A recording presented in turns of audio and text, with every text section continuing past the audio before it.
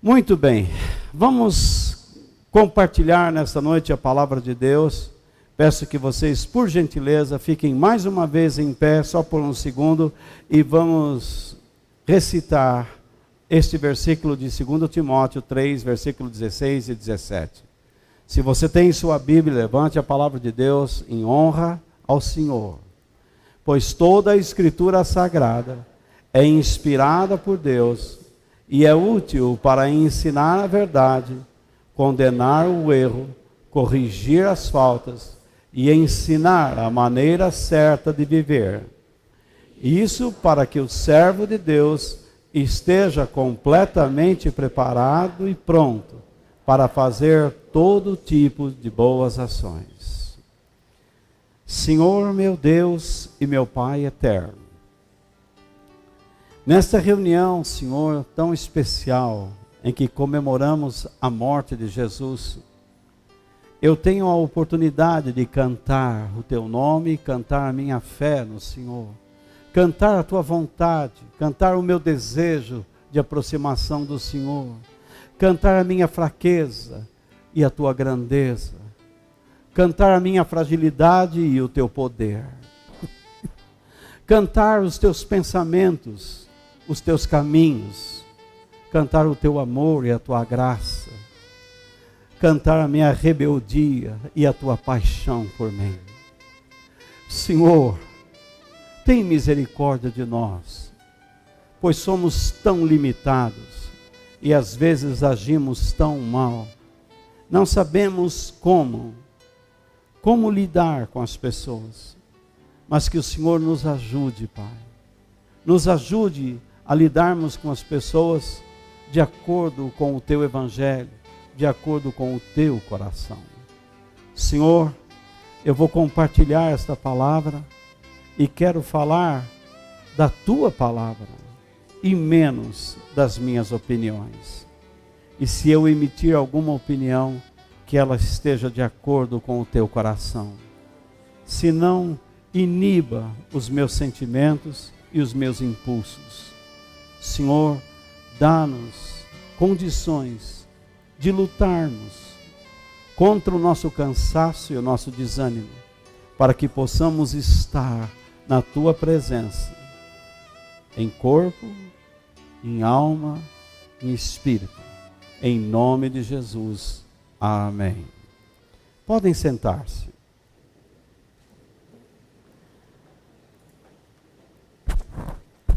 Hoje nós estamos numa reunião especial, onde nós praticamos a Santa Ceia. E isso toma um pouco do nosso tempo, mas eu vou compartilhar com vocês a palavra do Senhor. Quero falar nesta noite com vocês sobre este tema: cuidado com os seus julgamentos. Nas próximas semanas vocês estarão estudando em grupos justamente sobre julgamento. E então eu resolvi, eu até disse para Denise, eu estou com uma vontade de falar sobre este assunto que vai envolver os próximos passos da nossa campanha. E então hoje resolvi compartilhar com vocês essa história de João, capítulo 8, versículos 1 ao 11. E gostaria que vocês acompanhassem a leitura comigo. Nós estamos usando a versão na nova tradução da linguagem de hoje, que é uma versão mais fácil de se entender. Depois, todos foram para casa, mas Jesus foi para o Monte das Oliveiras. De madrugada, ele voltou ao pátio do templo e o povo se reuniu em volta dele. Jesus estava sentado, ensinando a todos. Aí alguns mestres da lei e fariseus levaram a Jesus uma mulher que tinha sido apanhada em adultério e a obrigaram a ficar de pé no meio de todos. Eles disseram: Mestre, esta mulher foi apanhada no ato de adultério. De acordo com a lei que Moisés nos deu, as mulheres adúlteras devem ser mortas a pedradas. Mas o Senhor, o que é que diz sobre isso?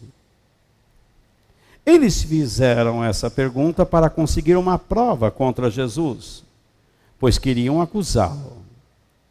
Mas ele se abaixou e começou a escrever no chão com o dedo. Como eles continuaram a fazer a mesma pergunta, Jesus endireitou o corpo e disse a eles: quem de vocês estiver sem pecado, que seja o primeiro a atirar uma pedra nesta mulher. Depois, abaixou-se outra vez e continuou a escrever no chão. Quando ouviram isso, todos foram embora, um por um, começando pelos mais velhos. Ficaram só Jesus e a mulher, e ela continuou ali, de pé. Então Jesus endireitou o corpo e disse: mulher, onde estão eles? Não ficou ninguém para condenar você? Ninguém, Senhor, respondeu ela. Jesus disse: pois eu também não condeno você. Vá e não peques mais. Amém. Nós vivemos numa realidade onde as pessoas gostam de serem reconhecidas. Ou não é verdade? Mas o grande problema é como elas querem ser reconhecidas. Seus atos, quais são as motivações deles? Por exemplo, você está hoje aqui. Qual é a sua motivação para estar aqui? A sua motivação para estar aqui é pensar que o fato de estar nesse lugar, você vai receber alguma coisa de Deus, material, emocional, ou você veio aqui para prestar serviço a Deus, para oferecer a Deus sua vida, para aprender, para ser confrontado com a palavra de Deus, para que comportamentos sejam mudados. Você quer ser reconhecido perante Deus. Mas qual a sua motivação para este reconhecimento? Deus, por sua vez, quer ser reconhecido por você. E a sua motivação é perfeita. Ele não irá mimar você. Ele não deseja estragar você. Deus não quer atrapalhar sua vida. Pelo contrário, Ele quer aperfeiçoar sua vida. Quando nós lidamos com pessoas, o nosso grande problema, às vezes, é a falta de tato. E o que é falta de tato? É falta de prudência e habilidade no encaminhar determinados assuntos. Às vezes nós estamos conversando com pessoas e não sabemos encaminhar a conversa. Nós extravasamos, exageramos e acabamos ofendendo pessoas. E às vezes ofendidos por ela. A verdade é que nós não sabemos descrever os outros como eles verdadeiramente são. E nós entendemos muito pouco da motivação que faz ou que impulsiona certas atitudes nas pessoas. Quando nós não vamos com a cara de um fulano, ainda que ele tenha motivações corretas, ainda que ele seja uma pessoa perfeita, nós o criticamos negativamente. Eu não sei por que nós temos isso. Às vezes não gostamos de uma criatura dessas daí. Então ficamos achando defeito em tudo que ele faz, em tudo que ele fala, nos seus pensamentos, nos seus atos, nos seus jeitos e assim por diante. Mas quando nós gostamos de alguém, por pior que esta pessoa seja, e para mantermos uma amizade interesseira, nós a inocentamos. Ainda que ela age errado, pense errado, fale errado, tenha atitudes erradas, mas a amizade dela nos interessa. Então nós a inocentamos. Nós criamos partidos, grupinhos, por causa dos nossos interesses pessoais. Além do mais, nós não gostamos de ser confrontados com palavras que visam uma alteração do nosso comportamento. Por que as pessoas hoje preferem igrejas onde não se ensina o Evangelho? Elas preferem chegar num lugar onde o pastor só oferece orações, onde só oferecem bênçãos, porque assim elas não serão confrontadas. Imagine você se assentar num banco de escola e não ser motivado a estudar, a exercitar sua mente. Imagine se você pudesse, pela ciência, ter um chip. Quando você precisasse de matemática, você apertaria um botãozinho e aquele chip entraria logo em funcionamento e você teria todos os cálculos na hora. Imagine se você estivesse com algum problema com alguém, então você tivesse um chip sentimental, em que você apertaria um botãozinho e logo você teria as palavras certas. Nós deixaríamos de ser humanos. Nós viraríamos máquinas. Mas Deus aceitou o desafio. Ele nos criou, e nos criou de modo imperfeito. Mas Ele acredita em nós, e nos deu o seu Espírito Santo, acreditando que nós seremos fiéis a Ele, para obedecermos a sua voz, e aprendermos a sua palavra, para termos atitudes honestas, transparentes, e termos corações misericordiosos. Mas vez ou outra, nós encontramos pessoas que quando nós vamos conversar com elas, elas não aceitam nossas palavras e nos dizem: cuide da sua vida que eu vou cuidar da minha. Eu sou dono do meu nariz, assim como você é dono do seu nariz. Muitas pessoas não gostam de aprender e não gostam de confrontar suas vidas.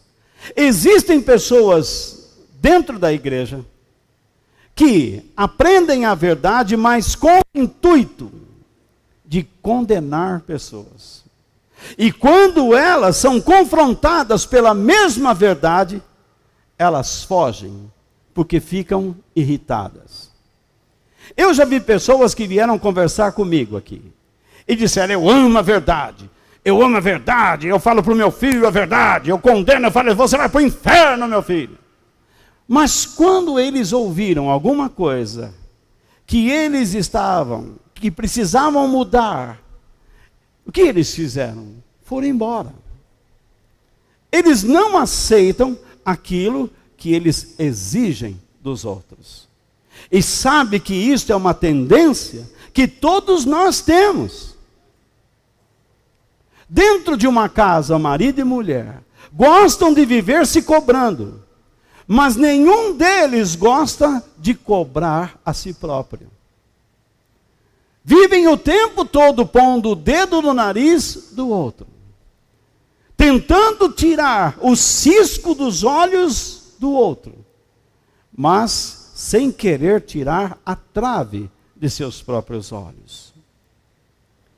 Muitas pessoas gostam de massacrar outras pessoas com palavras duras e condenatórias. Gostam de condenar os outros, porque isso lhes faz bem. Isso faz com que eles possam olhar as pessoas de cima para baixo. Eles olham as pessoas como inferiores, porque se sentem superiores. Pelo fato de usarem palavras duras e condenatórias. Jesus não pediu que fizéssemos isto, com este princípio, usando isto como uma filosofia adequada. A base do nosso texto é sobre julgamento. Eu não quero me alongar, estou tentando correr um pouquinho, porque já estamos com o horário lá para cima. A base do nosso texto é sobre o quê? Julgamento. Ou não é? Sim ou não? Julgamento sobre uma mulher que foi apanhada em flagrante adultério. Mas os seus acusadores, que eram líderes da religião, usaram erroneamente, de modo errado, citaram de modo errado o texto do Velho Testamento ou da lei mosaica. Por que eles fizeram isso? Porque Jesus os assustava com os seus ensinamentos. Quando nós nos dispomos a aprender, quando nós queremos aprender os ensinamentos do Senhor e começamos a colocar em prática, coisas começam a mudar na nossa vida. Eu não sei quem foi, mas alguém foi, que tentou incutir na mente de todos os cristãos que a oração resolve todos os problemas. Mas a Bíblia não ensina isso. O que resolve problemas são atitudes coerentes, são atitudes obedientes a Deus, acompanhadas e regadas com oração. Nós temos que enfrentar, muitas vezes, situações difíceis. E então nós precisamos orar para alcançar aproximação com Deus e conhecer seu coração e sua mente. Mas ao mesmo tempo nós precisamos andar de acordo com a sua vontade. Esses líderes religiosos, perante as pessoas, pareciam verdadeiros. Mas Jesus, que conhece os corações, sabiam que eles eram falsos. Eles eram apenas teóricos. Eles não tinham misericórdia. E por isso eram hipócritas. E não eram pessoas transparentes. Eram pessoas dissimuladas. Então, o nosso texto é baseado em atitudes. Atitudes que nós devemos observar. Atitudes que nós devemos observar para praticar e também evitar. A primeira coisa que eu quero falar com vocês, e que é de importância, a área do ministério de Jesus em que ele deu mais ênfase foi a do ensino. Você pode reparar que no versículo 2 está escrito que de madrugada ele voltou ao templo. E o povo se reuniu como? Em volta dele. E o que ele fez? Começou a orar pelas pessoas? Ele começou a ensinar. A igreja do Senhor Jesus, quando chama pessoas, ela deve chamar essas pessoas para que elas se disponham a aprender. Quando nós lemos os evangelhos, nós devemos observar que Jesus pouco pregou. Ele não era um pregador, ele era um mestre. Ele era um pastor mestre e um mestre pastor. Ele estava sempre ensinando. Ele estava sempre compartilhando a verdade de Deus. E o fato de Jesus ressaltar, celebrar seu ministério de ensino, significa que nós somos chamados também para realçar o aprendizado, o discipulado. Uma pessoa que entra na igreja e não quer aprender, ela está fora do mundo de Deus. Hoje em dia, na nossa própria sociedade, quem não estiver estudando, quem não tiver um curso superior, não tem muito futuro. Ou não é verdade isso?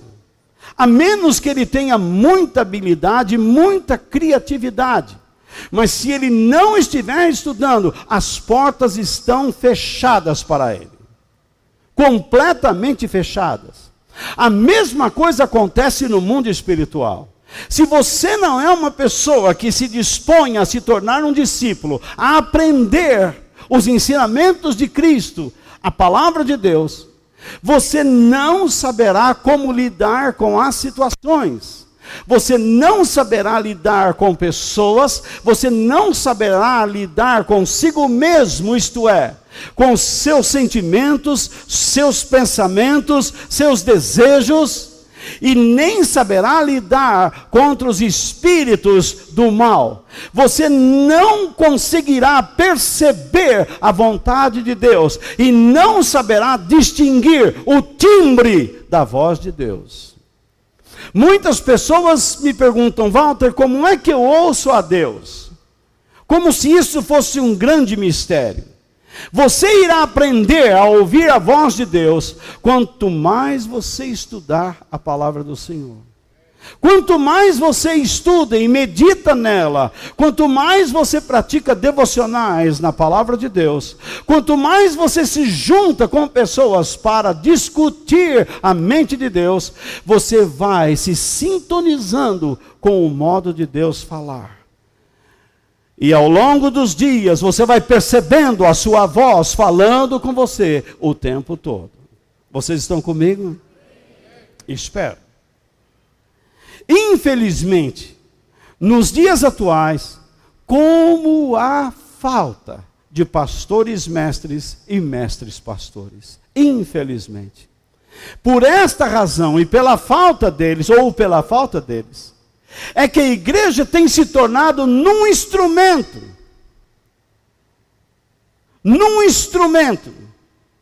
para, entre aspas, oferecer às pessoas alívio a necessidades emocionais e materiais. Nós ouvimos sempre campanhas por aí de libertação, libertação, libertação, que não irão libertar ninguém de nada. Os convites são vários. Eu coloco algum aqui, por exemplo. Você quer ganhar mais dinheiro? Venha a determinada reunião e... Essas reticências envolvem. Você quer ganhar dinheiro? Então dê dinheiro. Ou não é assim? Se você quer ganhar dinheiro, você tem 15 envelopes no seu banco, no seu banquinho aí na sua cadeira. Coloque a sua oferta aí e Deus vai te dar em dobro. Se você der 1.000, Deus vai te dar 10.000. Se você der 500, Deus vai te dar 5.000. E assim por diante. É uma barganha. Isso não pode ser verdade, mas é praticado. Outros apelos são: você está sem sorte no amor? Venha a essa reunião específica e Deus irá dar um jeito nisso. Que jeito? Deus vai dar a você a cara metade. A primeira coisa que você tem que descobrir é se você é uma pessoa chamada por Deus para se casar. A Bíblia diz que há pessoas que receberam o dom de Deus para se casar. E outros que receberam o dom de Deus para ficarem solteiros. E há outros que Deus deu a liberdade: faça o que você quiser. Faça a besteira que você quiser. Então, Deus dá a liberdade para cada um. Mas Deus orienta. Existem algumas pessoas que, ficando solteiras, serão muito felizes. Mas, por influência, elas querem casar a qualquer custo. E se tornam pessoas irritantes. Elas nunca saberão lidar com aquela situação. E por não estudarem a palavra de Deus, não saberão lidar. Irão fracassar redondamente nessa situação de casamento. Eu estou dizendo todas estas coisas para tentar mostrar a você que aprender é tremendamente importante. Quando a nossa igreja coloca aqui uma campanha, nós não estamos fazendo aqui uma campanha de livramento, mas livramentos ocorrem. Nós não estamos fazendo aqui uma campanha de curas, mas curas ocorrem. Nós não estamos aqui enfatizando milagres, mas milagres ocorrem, porque Deus continua sendo Deus. Ele é o mesmo ontem, hoje e eternamente.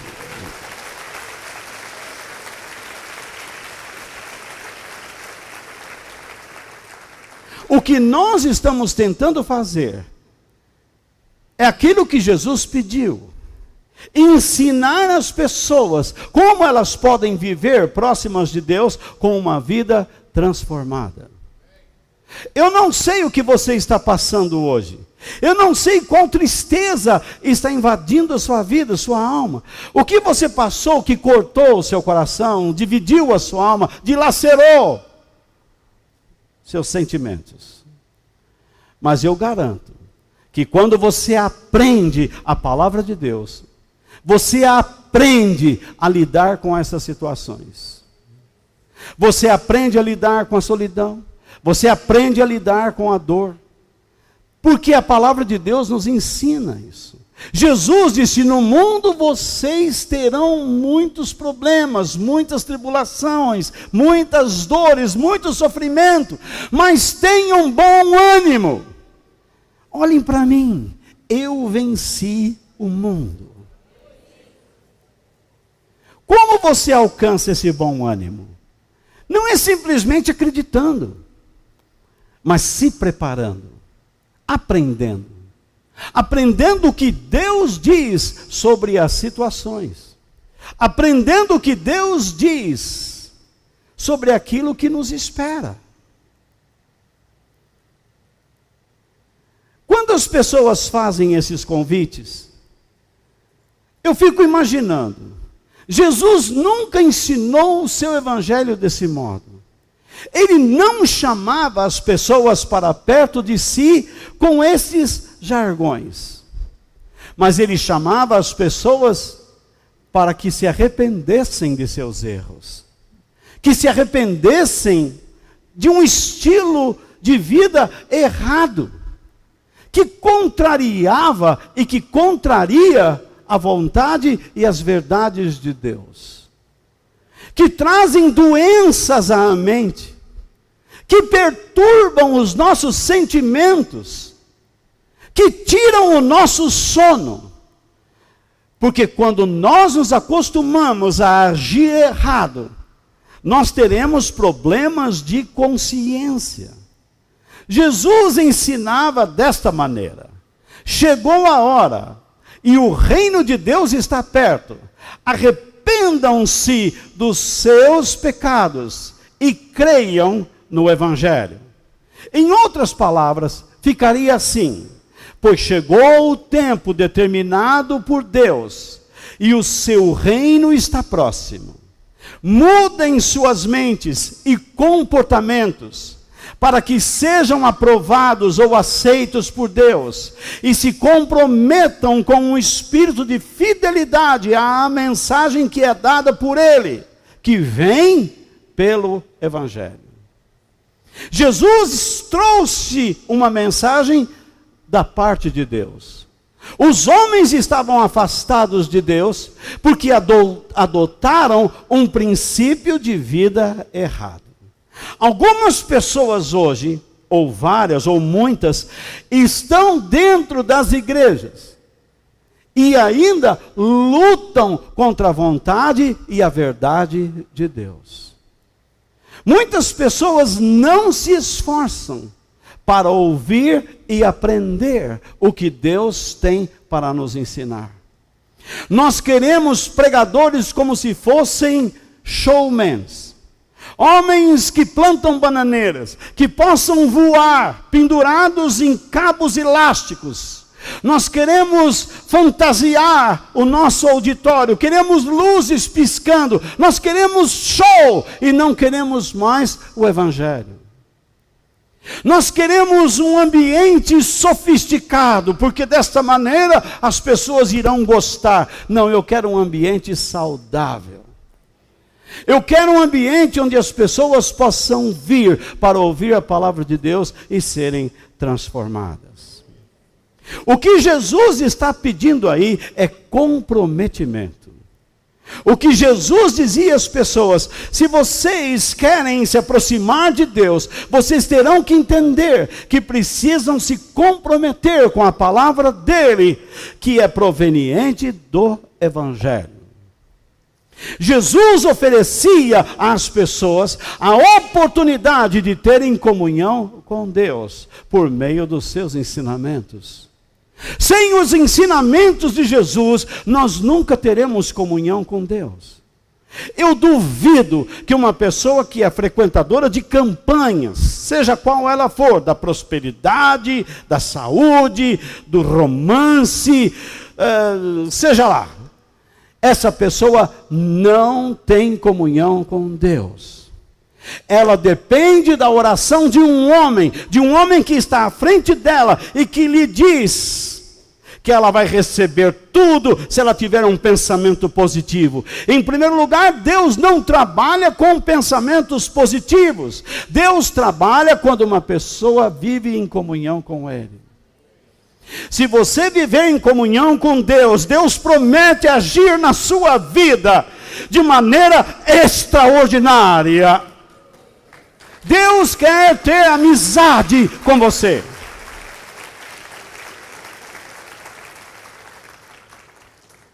É isto que irrita a muitas pessoas. Porque a religião se tornou um mistério. Você não enxerga Deus, e quando você vê uma pessoa carismática, você pensa que ele pode enxergar Deus por você. Mas isso não é possível. Eu tenho a minha experiência com Deus e estou compartilhando com vocês a veracidade do nosso Deus. Ele é real e Ele está aqui.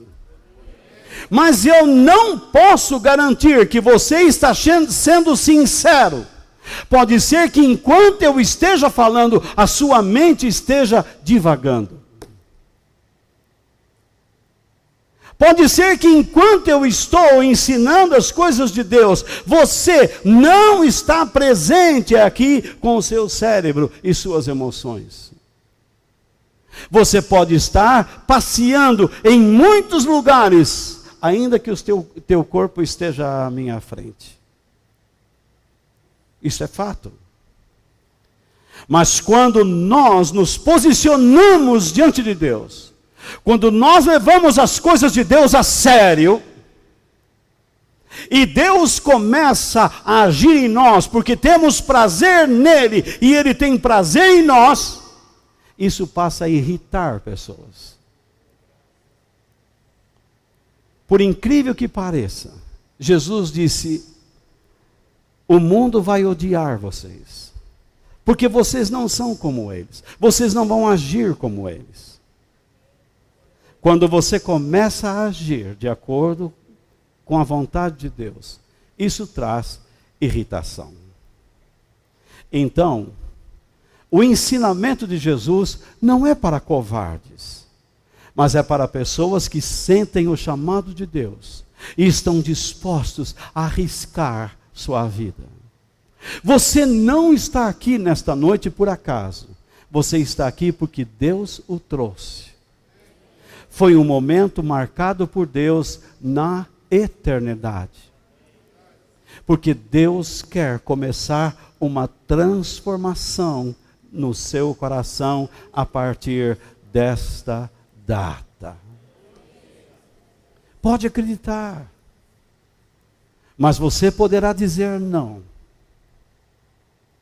Acreditando que em algum outro momento Deus o chamará de novo. Mas pode ser que Ele não chame. Aproveite a oportunidade. Aproveite o tempo que Deus dá para um caminho elevado e maravilhoso.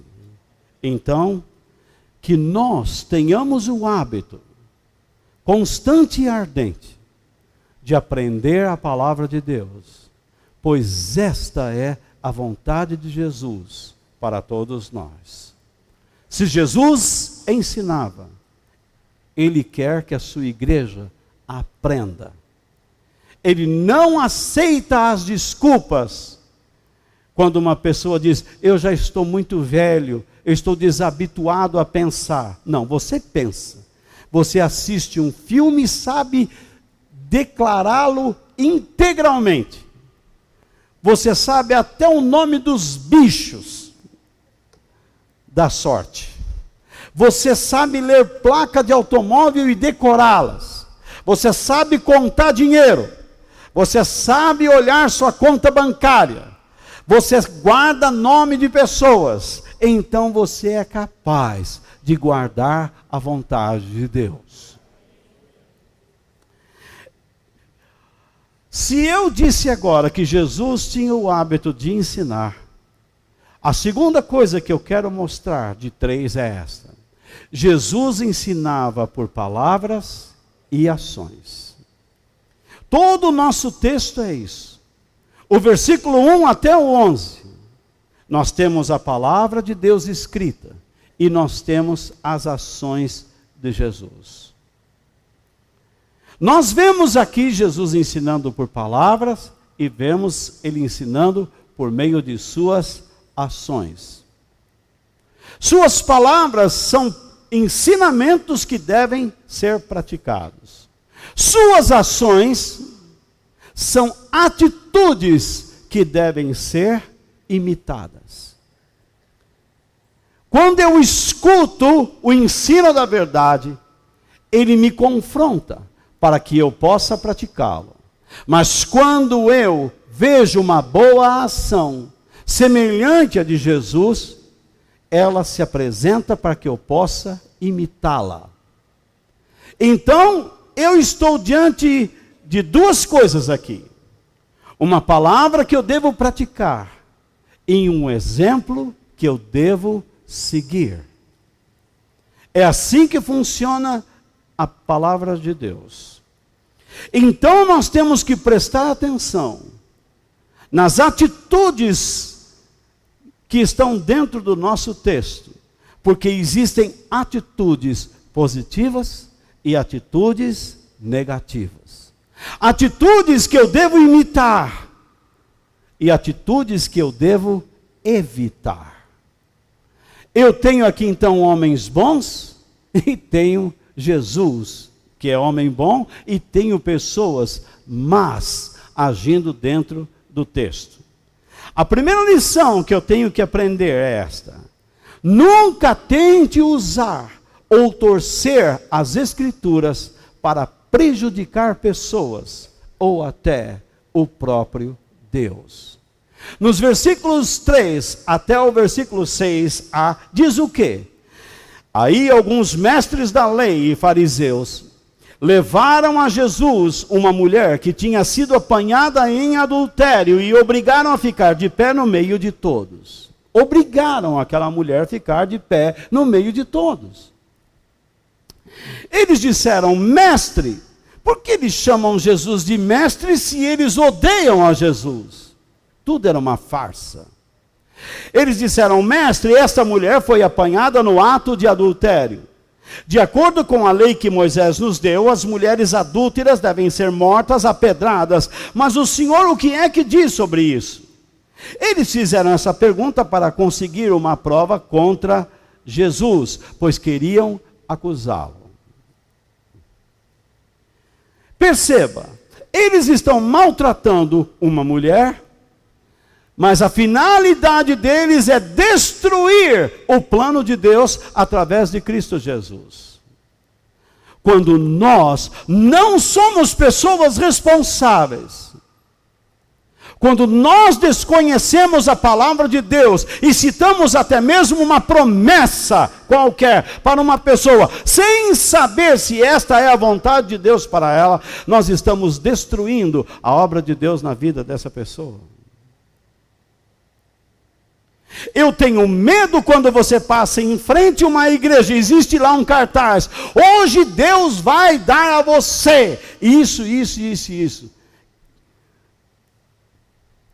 Se eu parasse em frente à sua, vamos supor que você tivesse uma loja, e eu colocasse um cartaz, venha, o proprietário desta loja vai dar a você isso, isso, isso, isso. o que você faria comigo? Eu levaria uma surra sua. Você iria me tocar a pontapés, a empurrões. Como é que você ousa falar em meu nome? Como é que você ousa dizer que eu vou dar alguma coisa? Eu não prometi nada a ninguém, eu tenho um custo danado para arrumar essa nova, você tem que falar que eu vou dar.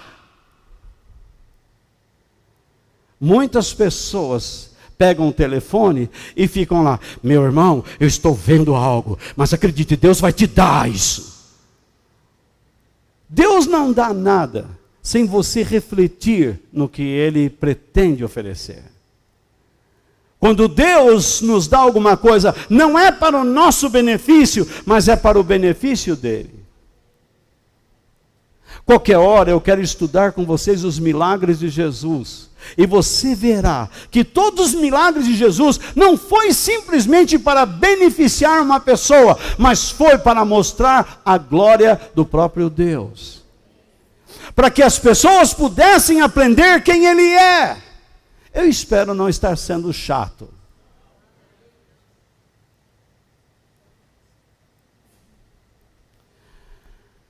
Eles disseram: mestre, esta mulher foi apanhada no ato de adultério, de acordo com a lei que Moisés nos deu.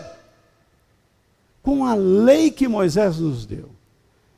Ele disse: as mulheres adúlteras devem ser mortas como? A pedradas. E aí surge uma conjunção, que eu denomino importante. Mas, sempre que eu vejo uma conjunção numa sentença, eu paro. Mas, o Senhor, o que é que diz sobre isso? O que é que está por trás desse mas? O que é que está por trás desse mas? Um monte de más intenções. O que existe por trás disso? São intenções más. E Jesus percebe isso.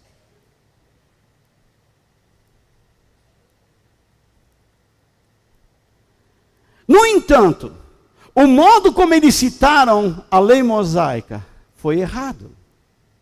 Eles trouxeram uma mulher e já declararam: essa mulher precisa ser apedrejada. Mas a lei mosaica dizia assim, no livro de Levíticos: não tenha relações com a mulher de outro homem. Isso torna você impuro. Deus está dizendo o quê? Não seja adúltero. Deus está dizendo para você não adulterar. Porque Deus deu leis duras ao seu povo. Porque é a única maneira de trazer uma boa vida moral. Deus não é como alguns governos que facilitam as coisas, que bandidos que são bandidos são declarados mocinhos, que presidentes que roubam têm documentos encobertos. Principalmente quando estamos próximos de eleições. Que governos se apresentam com cara de anjo, mas exibem seu poder, sua autoridade mortífera nos bastidores. Encerram o povo dos seus países na falta de cultura e numa vida cheia de doença e pobreza, enquanto eles se enriquecem. Todos eles terão que comparecer perante Deus. e eles não escaparão do juízo de Deus. Assim, alguns pastores que estão se enriquecendo com a palavra de Deus, usando o púlpito e as igrejas como um negócio, terão que responder perante Deus por aquilo que estão fazendo. Eles estão negando ao povo o conhecimento e a educação cristã. E quando nós não temos educação, não sabemos escolher, não sabemos opinar, não temos critério, nós nos tornamos analfabetos em todas as áreas da vida. Jesus celebrou a educação, e o seu exemplo serve não só para cada um de nós, mas para todos os governos da terra. Ele não impôs seus ensinamentos pela força, mas por amor, com o coração aberto. No entanto, Deus deu leis duras para que seu povo não fosse um povo descontrolado. E a lei dizia: se um homem cometer adultério com a mulher de outro, ele e a mulher deverão ser mortos. E tem mais: se um homem casado for encontrado na cama com a esposa de outro, os dois serão mortos, o homem e a mulher. Assim vocês tirarão o mal do meio do povo de Israel. Repare que a lei dizia que tanto o homem como a mulher deveriam ser mortos. E quando eles chegaram a Jesus, eles trouxeram o homem? Não, só a mulher. Então aquilo não era um julgamento justo. Muitas vezes nós agimos dessa maneira quando queremos prejudicar pessoas. Chegamos com metade das palavras e convocamos outras pessoas para se afinarem com as meia-verdades. Nós não somos honestos, transparentes, e não temos misericórdia. Porque o nosso intuito não é resolver situações, o nosso intuito é fazer prevalecer nossos interesses. Esse é um tipo de evangelho que não atrai, mas eu me arrisco a dizer que quando você não aprende a julgar situações e pessoas, você terá inúmeros problemas na sua vida. Jesus vivia dentro do regime da lei mosaica. Então ele teria que acatar que aquela mulher fosse apedrejada. Mas por que ele se inclinou e ficou escrevendo no chão? Por que as pessoas mostraram a mulher, disseram qual é a sua opinião, e em vez de lhe dar sua opinião, ele se inclinou e ficou escrevendo no chão?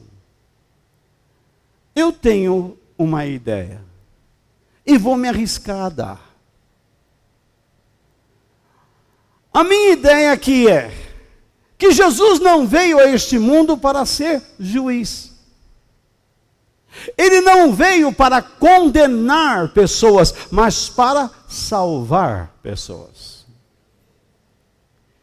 O seu papel não era se envolver naquele julgamento. Quando uma pessoa me chamar para envolver em fofocas contra pessoas, o que eu devo fazer? Estou fora. Vou escrever no chão. Não devo participar, porque eu estou vendo a intenção desta pessoa, mas se for realmente para resolver problemas sérios, pode me convocar.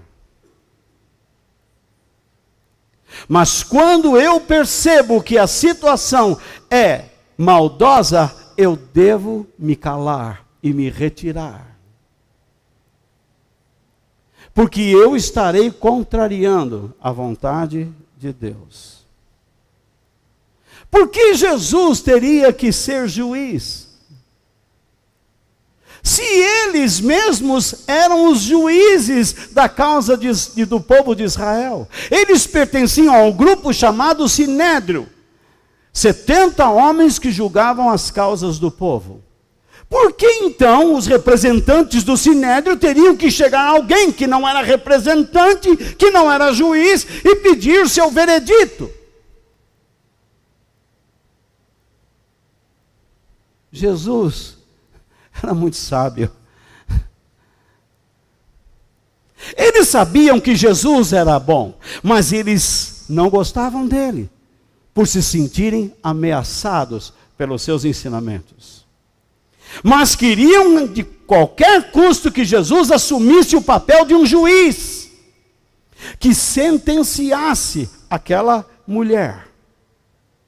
Mas como eu disse a vocês, Jesus não veio para ser juiz, mas salvador. Então, nunca se envolva em tramas hipócritas para julgar e prejudicar pessoas.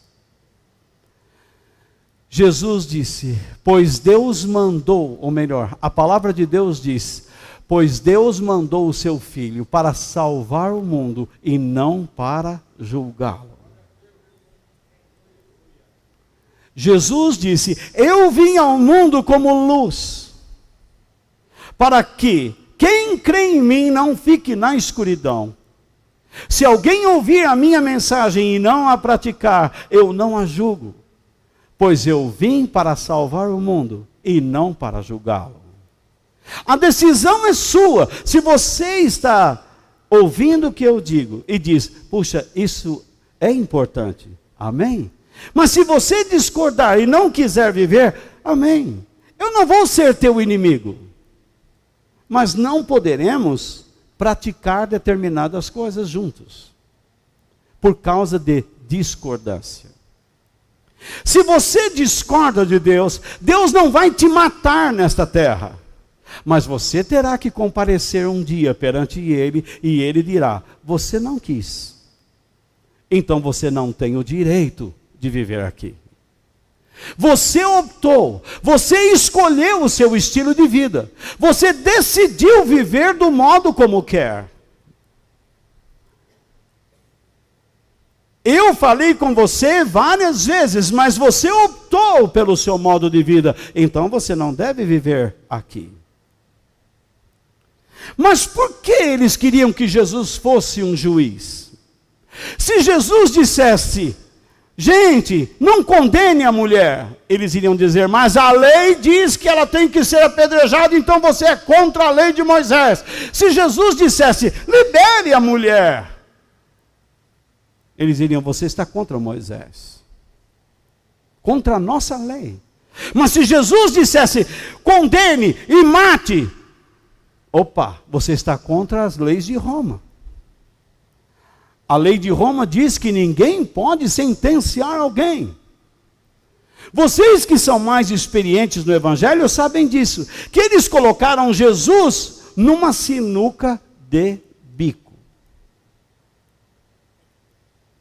No entanto, lembre-se que Deus o julgará na mesma medida em que você julga as pessoas.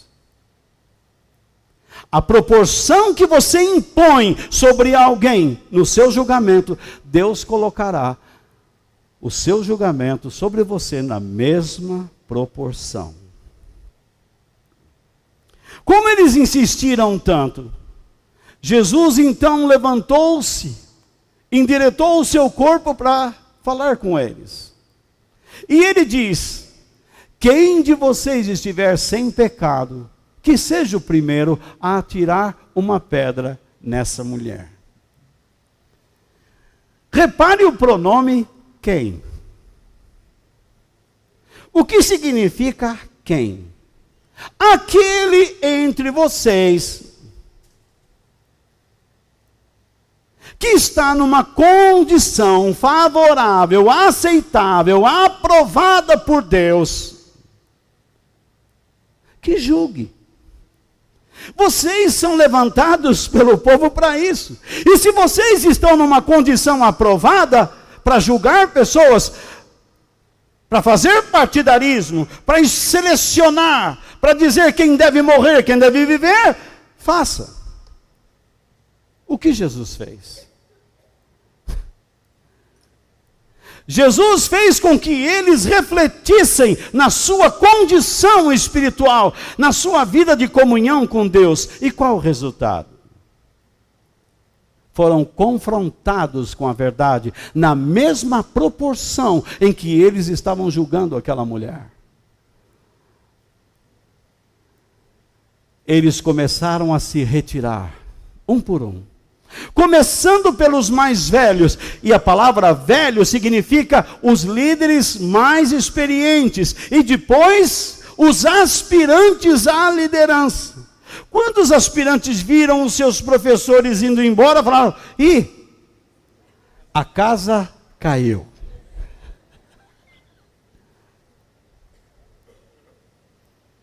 A sessão a céu aberto, aquele julgamento falso a céu aberto, aquela corte falsa a céu aberto, se encerrou. Jesus deu a oportunidade a eles de considerarem suas vidas espirituais e se voltarem para Deus. Mas o que eles fizeram? O orgulho foi tão grande que eles se afastaram de Deus. Deus está dizendo para nós: você está aqui hoje e você pode estar vestindo uma máscara, mas a sua vida moral não é correta.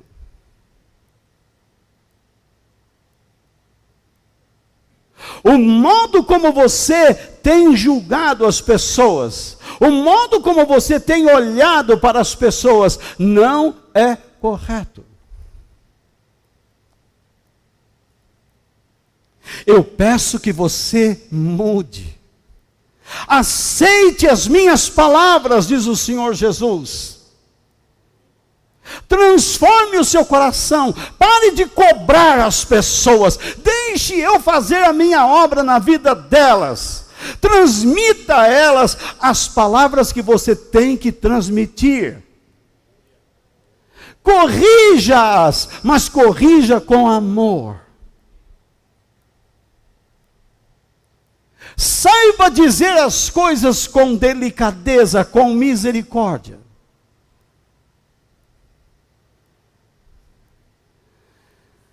Portanto, não condene pessoas. Antes, julgue os seus erros e se esforce para conduzi-las a Deus. Há uma grande diferença entre condenar e julgar erros. A palavra de Deus diz: quando você perceber que um irmão está fazendo algo errado, diga a ele que ele está fazendo algo errado. Mas Deus não nos dá o direito de condenar esta pessoa. Quantas pessoas gostariam de entrar numa igreja, mas não querem, porque sabem que não serão aceitas lá, porque já conhecem o julgamento daqueles que lá estão. Se eu for lá, eles vão acabar comigo. Mas não é assim que deve acontecer. Os sãos não precisam de médico, mas os doentes precisam ser sarados. Eles precisam encontrar um lugar onde serão aceitos e transformados por Deus.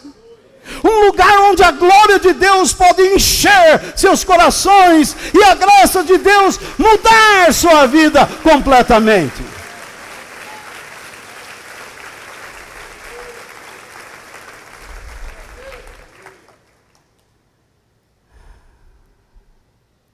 Onde estão os que estavam te acusando, mulher? Não ficou nenhum juiz para condená-la?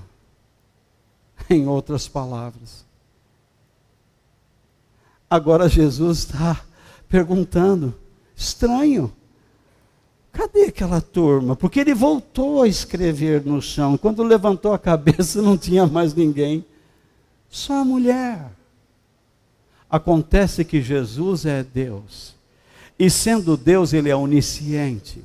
Ele conhece os pensamentos, ele conhece as intenções.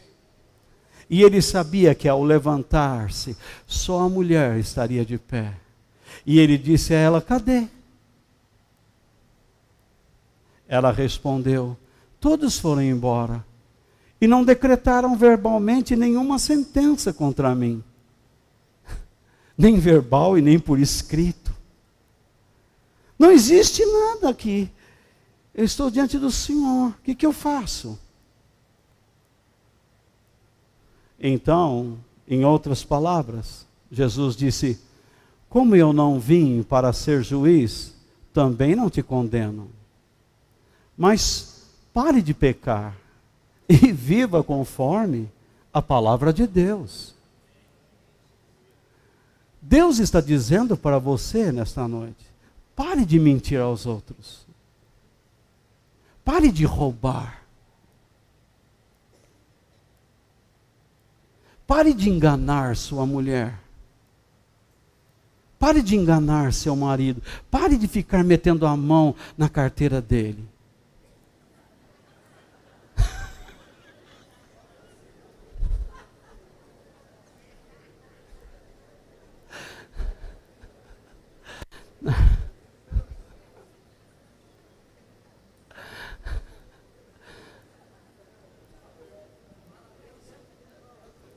Fala, Jesus.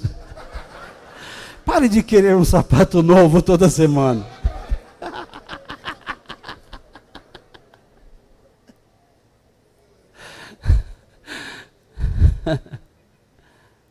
Filho, pare de ser rebelde ao seu pai, sua mãe. Honre seus pais. Pare de andar com determinadas pessoas. Pare de ir a determinados lugares sem propósitos elevados.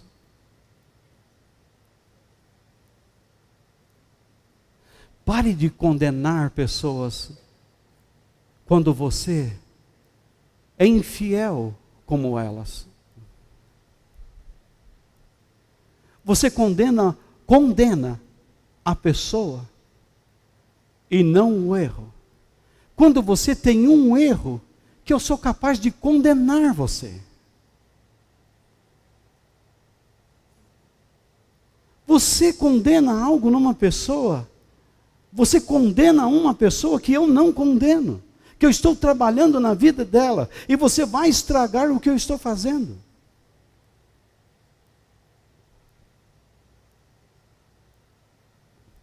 Você está pisando em alguém que eu estou tentando levantar. Quando eu olho para você, eu vejo a sua estupidez,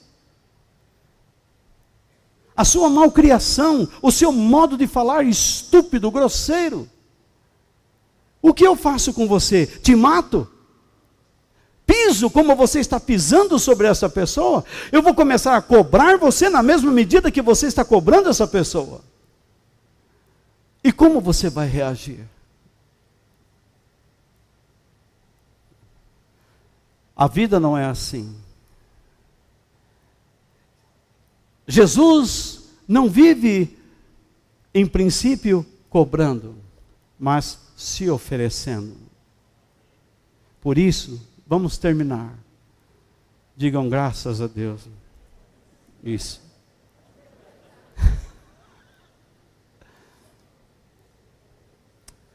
Antes de querer tirar o cisco dos olhos do seu próximo, repare na trave de madeira que está no seu próprio olho. Não foi isso que ele ensinou? Não julguem os outros para vocês não serem julgados por Deus. Porque Deus julgará vocês do mesmo modo que vocês julgarem os outros, e usará com vocês a mesma medida que vocês usarem para medir os outros. Por que é que você vê o cisco que está no olho do seu irmão e não repara na trave de madeira que está no seu próprio olho?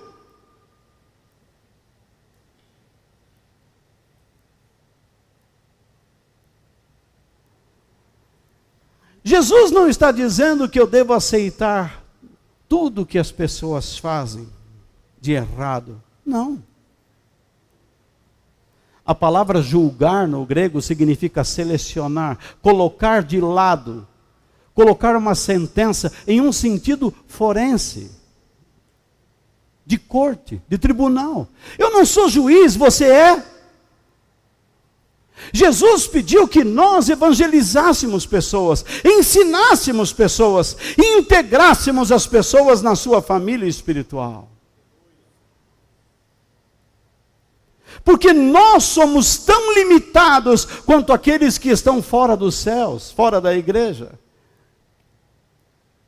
Eu só sou o que sou por causa da graça de Deus.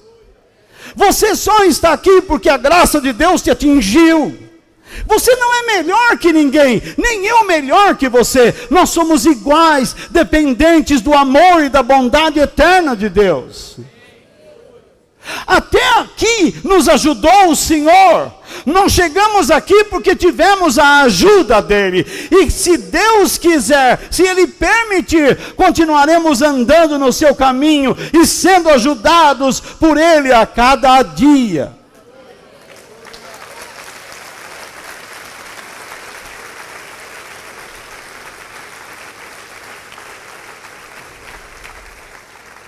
Por que uma pessoa se transformou em travesti? Por que uma pessoa se transformou em um homossexual? Por que alguém foi para as drogas? Eu não devo pegar uma pessoa dessa e massacrar.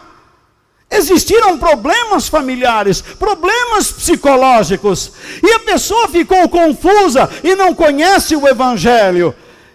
E o único caminho que ela recebeu, onde pessoas abriram as mãos e os braços para ela, foram nessas filosofias de vida.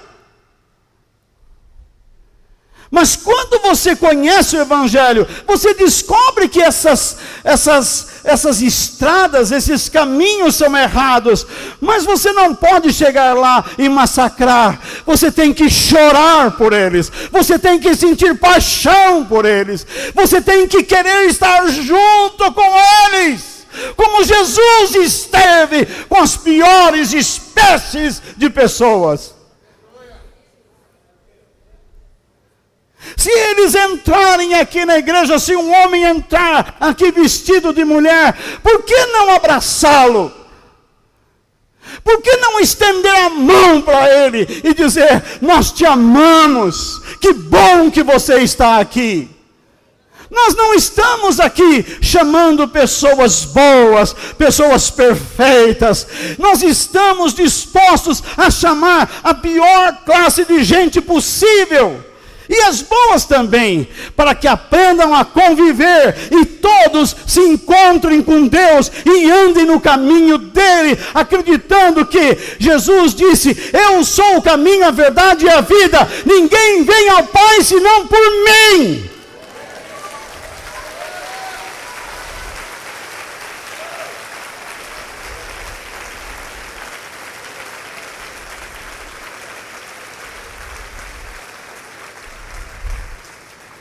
Aquela mulher adúltera não era hipócrita, mas os religiosos eram dissimulados.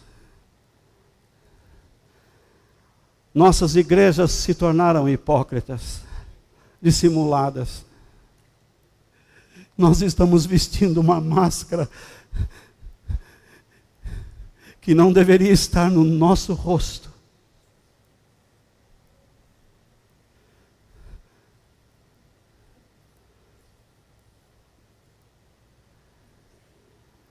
Muitas das discussões que vocês têm em casa é por causa de maus julgamentos.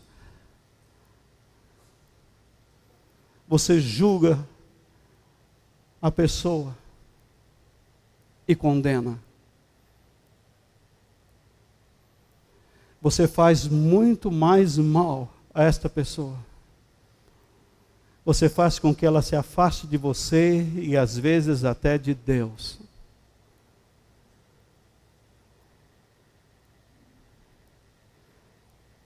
Se você errar, eu quero te ajudar.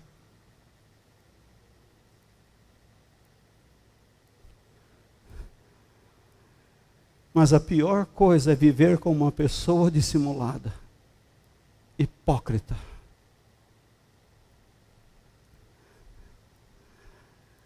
Seja misericordioso, porque uma pessoa misericordiosa, ela é transparente, ela revela o que é. O hipócrita não tem misericórdia, é nariz empinado, suas palavras são duras, sempre condenatórias. Eles nunca levantam pessoas. Deus nos deu sua graça. Dê sempre às pessoas a graça que você recebeu de Deus. Sente-se com seus filhos ao nível dos olhos deles. Abrace-os e beije-os, por piores que eles sejam.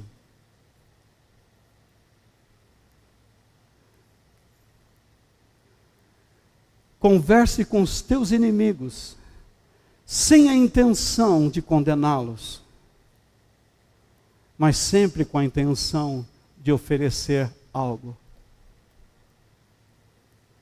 Algo que só Deus pode te dar.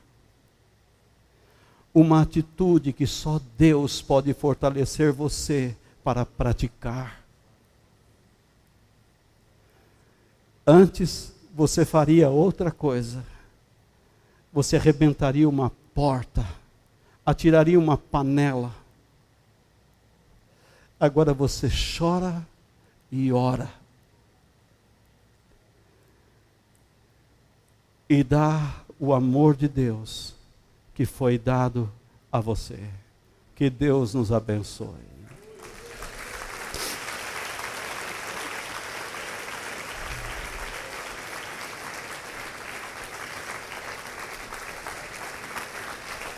Aleluia, Pai.